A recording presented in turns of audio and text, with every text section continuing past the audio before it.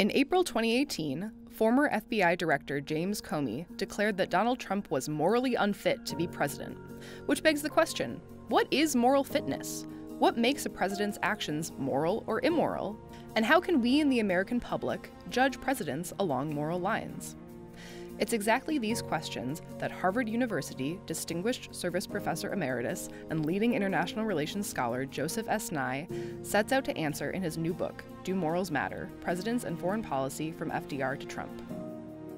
On this episode of Behind the Book, Professor Nye lays out a framework for evaluating the morality of presidents' foreign policy decisions and discusses the implications of transnational threats that future presidents will have to consider in order to enact moral foreign policy.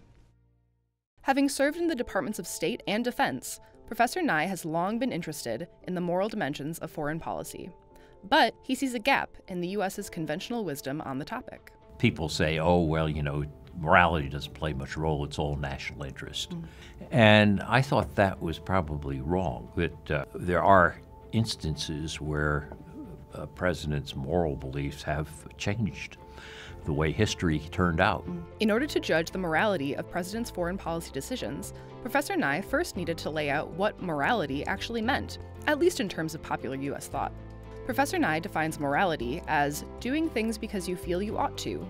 And in this country, he says that ought is shaped in part by American exceptionalism and Wilsonian liberalism. When Woodrow Wilson took us away from our Western Hemisphere orientation and sent 2 million men to fight in Europe in World War I, he said he wasn't doing it for old balance of power reasoning. He was doing it to make a world safe for democracy.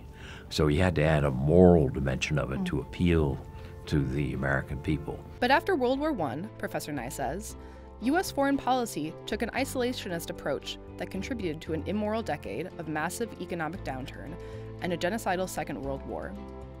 This led Presidents Roosevelt, Truman, and Eisenhower to found what Professor Nye calls the liberal international order, which he says has also played a large role in shaping U.S. conceptions of morality.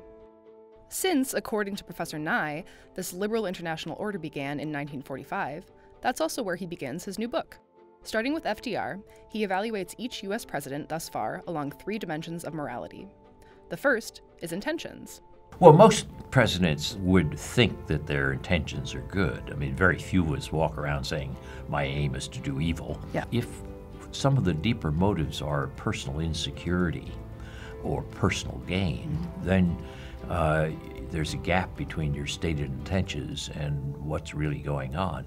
So Lyndon Johnson, for example, in Vietnam, basically didn't want to be seen as a coward. And that led him to say good things about saving the Vietnamese people, but it was really more about not appearing to be a coward.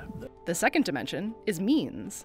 Obviously, there are wide choices of means, but if your means don't pay any attention to the lives or the concerns of others, we usually call those immoral means.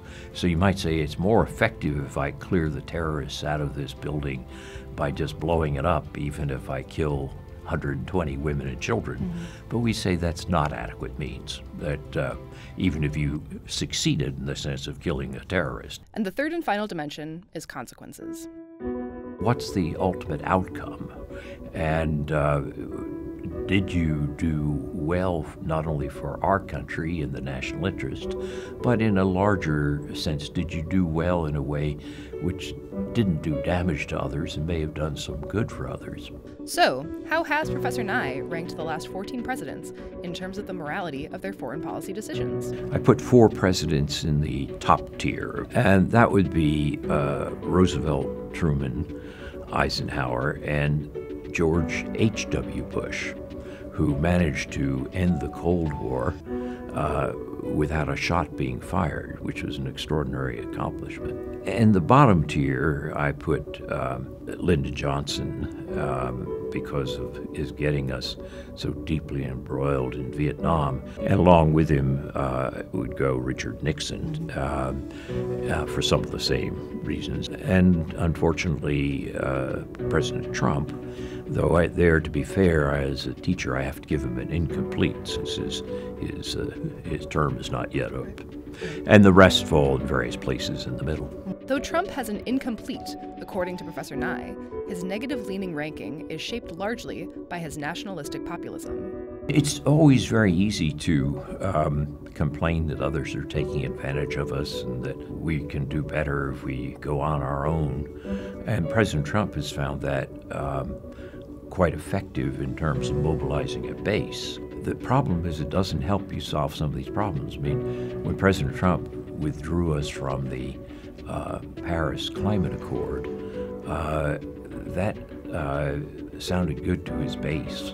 Unfortunately, climate change obeys the laws of physics, not the laws of politics. Professor Nye concludes his book by discussing the potential impacts that the rise of China and transnational threats like climate change, cybercrime, and infectious diseases will have on the ways future U.S. presidents will be able to enact moral foreign policy. The key question for the future president will be, can you help to develop a policy and to convince the public that we can have both cooperation and competition at the same time? For example, should you allow Huawei, the Chinese company, to build the 5th generation telecoms network? My answer to that is no, because it allows too easy a cyber intrusion into our inner security networks.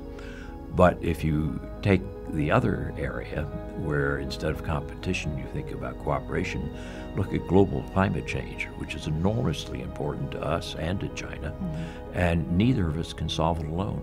In other words, as Professor Nye argues in the last few lines of his book, the U.S. will have to exercise power with as well as over others, and rise above the nativist politics that narrow our moral vision.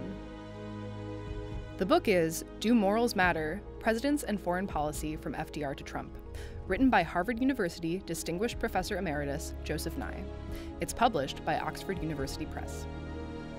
This has been Behind the Book, a production of Library and Knowledge Services at the Harvard Kennedy School. Special thanks to the Hauser Studio. Find past and future episodes of Behind the Book by subscribing to Harvard Kennedy School on YouTube, following us on Twitter at HKS Library, and visiting our website.